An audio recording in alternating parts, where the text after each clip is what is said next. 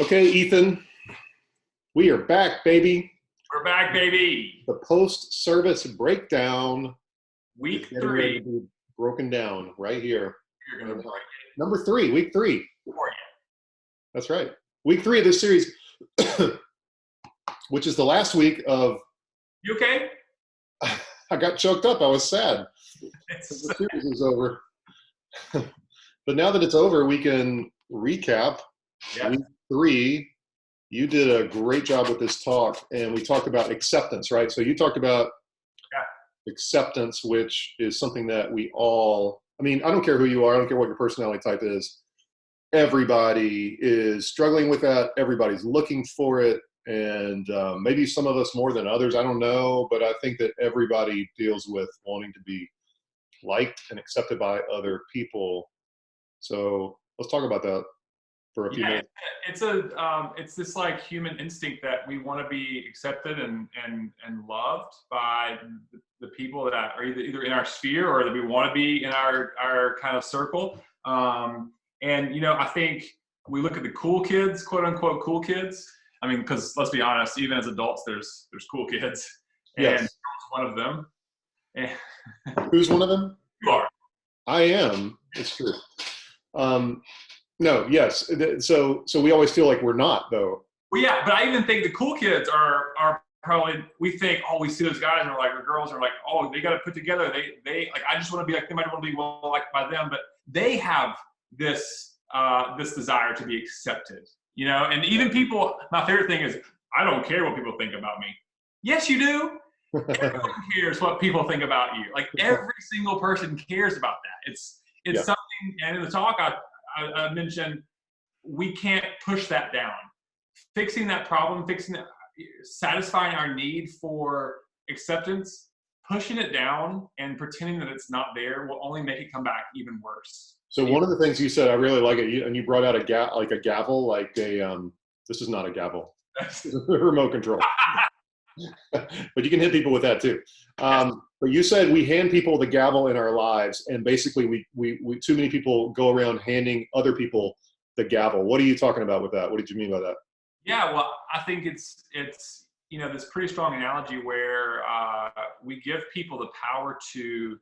I mean, at the end of the day, Jerel, we give people the power to control us. If we're going to conform to the expectations or what I think you expect of me, at least, if we're going to conform to that, then I'm giving you the power to control me. I'm giving you the power to say, do this, don't do that, say this, don't say that. This is straight from this guy right here. You see that? Robert McGee. Robert McGee. Significance. And as I was reading this for the first time, Jerel, which was about a year and a half ago, I started kind of uncovering some stones in my life, if you will. And I realized that very early on, probably around the age of 8 or 9 years old, I had given someone a gavel. Huh. And I hadn't seen that person in, maybe 9 years. But when I had done that, I had started this kind of snowball of people pleasing and this thought process in my own mind that thought, if you don't like me, if I don't say yes to the things that you want me to say yes to, or no to the things that you want me to say no to, well, first off, you're not going to like me. And secondly, if you don't like me, then who's going to like me? And thirdly, if no one likes me, then I have no worth, no self-value. I don't deserve to be loved. And so I actually, as I was reading this, had to, if I can be transparent and authentic, I had to go start seeing a counselor and kind of working through some of these issues that I'd been dealing with for 20 years, really. And I wasn't cured of that. I still kind of deal with this idea of, oh, well, if I say yes to them, or if I say no to this, or if I pretend I like this, then they're going to like me a lot. And then we're going to be friends. And my life will be much better if we are friends, And I'm a grown man, and I can like the things I like. I don't have to love things I don't love just so you like me. You know what I'm saying? Yeah. And so it's it's been a process for me, and it's not an easy road to get out of that cycle of wanting to please people, wanting to win people over by using like a perfect version of yourself. But with the gospel, it's possible.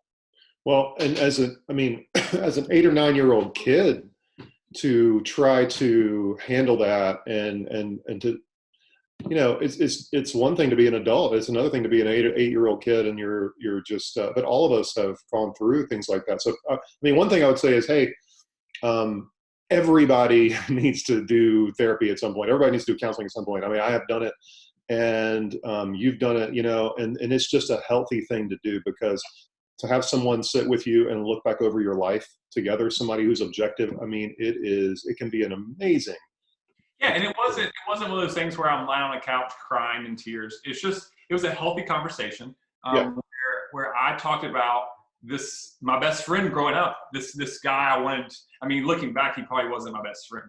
I wasn't his best friend, but he was mine, and I wanted to impress him with everything I did. And so I did a lot of things that I didn't want to do. And not that I wasn't like doing illegal things, but throughout my teenage years, I wanted to make him proud of me, make him like me. All the things I said, I wanted him to laugh at and love. And that really kind of warped my idea of what a friendship looks like, what a relationship looks like. And so, being 28, 29 years old, I'm thinking, well, if I say no to this invitation to come over to his house, to hang out with his family, he's going to not like me. He's not going to invite me over anymore, and my life is not going to be as good as it could be. And that's not true, right? Like, you can say no to an invitation for dinner or to hang out, and people still will like you. Yes, and you said that, it takes. We don't need to push down our desire to for acceptance and pretend it isn't there. We don't need to somehow, like, and this is what some of us do too. When you feel like you're looking for acceptance, but it's not working, and you teach yourself to not care about other people, or you tell yourself, I don't care, and you pretend like you don't, right? You pretend like that's one way, a destructive way to deal with this issue. Or you say, there's a lie, that goes around culture, like, I'm the source of everything. I'm the source of my significance. I'm the source of my acceptance. It doesn't need to come from anywhere else but me. And to be honest, like, that sounds close to being right. Like, there's a part of me that goes, well, what's wrong about that? But you crack that open really well, like as we take steps into really through this talk to help us see that, no, it's about more than that, right? Yeah, we're built for relationships, right? I mean, life is made to be shared, meant to be shared with people, and God designed it that way. But if you look at the life of Jesus, I think some people think, well, Jesus just pleased people. Jesus just did everything to make people feel loved and warm and happy and great. And he said these things to make these people happy. Well, Jesus did a lot of things that were that kind of stepped on people's toes in a loving way.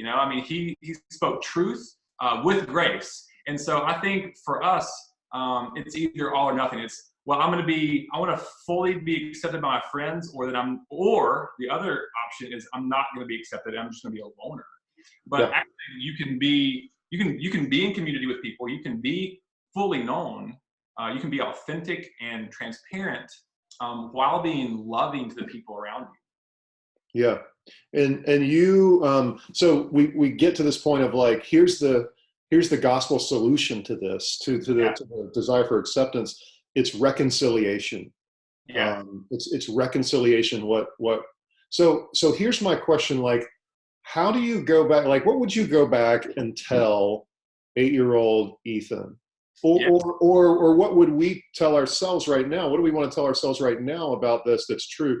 Or what do we want to speak into people around us, our kids, or our friends or family members? What would you go back and tell 8-9-year-old Ethan about this to help him? Yeah, well, I think because of the gospel, because of reconciliation, our relationship with God has been restored, right? Like, our relationship with God, a couple weeks ago I talked about how we are fully pleasing to God because of the gospel. And because of the gospel, we can be fully known and fully loved. we can be fully accepted by God. And so if I was, well, first off, 8-year-old was kind of dumb. So I don't know if he would know the word reconciliation. I think so. I'm pretty sure not. Batman or something. But since our relationship with God has been reconciled, then our relationships around us, we don't have to find that need for acceptance. We can actually stop working for acceptance. We can stop working to please the people around us, and we can actually work on loving people around us. And so, a question that I learned when I was living in Utah was to always ask this question to yourself: what does love require of me? And so, I would just recommend anyone listening to this to ask yourself that question, because maybe you're listening to this and you're thinking, well, I love my parents, or I love my spouse, but there's certain things that certain times where I want to please them or say yes to them, but I know it's maybe not the best thing for them, but I want them to love me. And so asking yourself, what does love require of me? Well, sometimes love requires you not to make them happy, right? I mean, sometimes loving them is not always pleasing them. I think every relationship needs grace and needs truth. And so, well, and you say, like, your sort of final point, bottom line, was don't live life to please others, live life to love others, I think is what you said. Live your life to love others. And this idea that, there's those sound similar, but they're so different. They're so different, because one of them is about the other person and what they, everything wrapped around them. The other is me and, with God, and him giving me the freedom because of how he loves me to love other people. This whole thing makes me think of, there was a 20th century theologian named Karl Barth, and he's brilliant. He was a brilliant writer, brilliant guy. And really at the end of his life, he was asked, what is the greatest truth that you've ever learned in all of your studies and all of your research and all of your writing and all of your speaking and all of your years and years and years of wisdom? And he said, the greatest thing I've ever learned is this: Jesus loves me, this I know, for the Bible tells me so. And on the one hand, you can go, oh, that's just a trite thing to say. But on the other hand, he was going, no. This is the deepest truth that there is. Yeah. And this, if there's one thing to drive home into my life, my heart, that I want my kids to understand, that I want my friends, the people around me that I have influence in their lives to know, is that I'm deeply loved by God. And that's irrespective of anything that I've done or have done, haven't done, whatever. It's because he values me as his creation. And so out of a life, when I understand that about myself, what does that do, right? Like that gives me this foundation to stand on that's so solid and so firm that I was the same way as you in a different way. I think as a kid, I was more like, oh, I might not get accepted, so I don't care. I want to act like I don't care about that, or I don't want to pretend like. But the truth was I did, and it taken me years and years to understand, oh my gosh, God loves me. And so that's enough. It's actually enough. Yeah. And when you build your life on that foundation, you're able to respond. Like, our response to that is to love people the way that we have been loved, to show people the same virtues that Jesus shows us, not just has shown us, but shows us, to show them that way. I mean, talking about pleasing people, I mean, you can think about if there's any parents out there. I mean, my kids would eat candy for breakfast, and that would make them so happy. They would be happy if they had candy every meal. But as a father, is it wiser, or is it loving to please them when it comes to that? No. Saying no to them is actually the loving thing to do. Yeah. And so I think in relationships, we can look at that like that and say, well, what does love require of me? I had a friend whose mom was an alcoholic, and he said, I don't know how to deal with this, because the loving thing for me feels like letting her self-destruct, to drink herself to death. And when you ask yourself, well, what does love require of me? Well, love requires me to have some grace, but also to have some truth, and to not let her drink herself to death. And so that question is a great question to ask your wife, your kids, your friends, your boss, your neighbors, anything. I mean, that can go, that's a universal question that we can always be asking ourselves, because it requires different things. Yeah. Not what does it look like to please somebody else, but what does love require of me? It's good. Yeah. Hey, awesome. Great job. And this series, again, was based on the book, The Search for Significance by Robert McGee. And we love that book. And Sponsored by this. we should be. I don't know why we're not. We definitely should be. We should have like shirts. Is he still alive? Like shirts. Robert, if you're watching this, we love you. You're asking me questions. I have no idea the answer. Is he still alive? I think yes. I say yes. All right. Appreciate it. Thanks for the time, brother. Appreciate it. Talk to you later.